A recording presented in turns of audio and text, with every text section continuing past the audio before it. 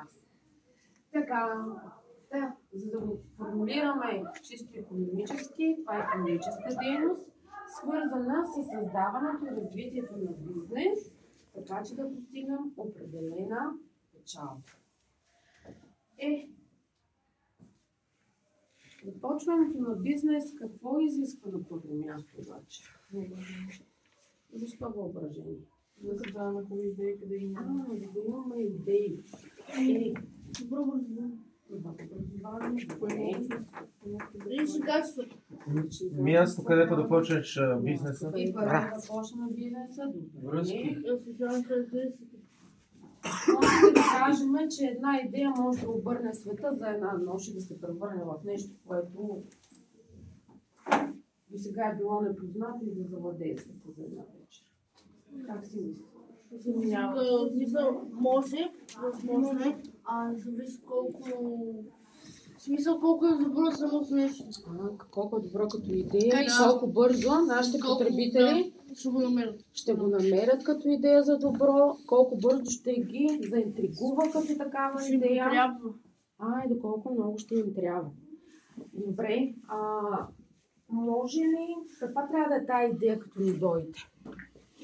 Нещо ново, което вече го няма на пазара. Само? Или?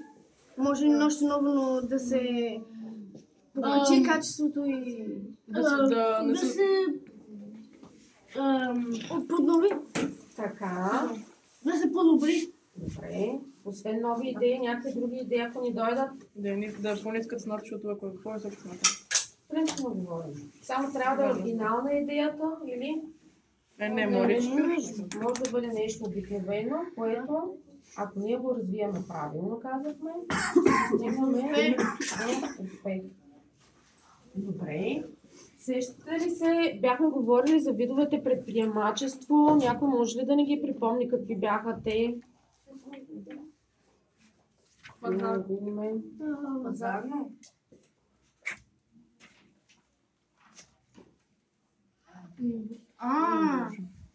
Подсказка. Какво ще е свързано това иновативното предприемачество, с какво беше свързано? Иновация, какво разбирахме под иновация? Нещо ново. Нещо ново. Добре, значи нещо абсолютно ново. Друг вид. Я вижте от тетрадите, какво сме писали.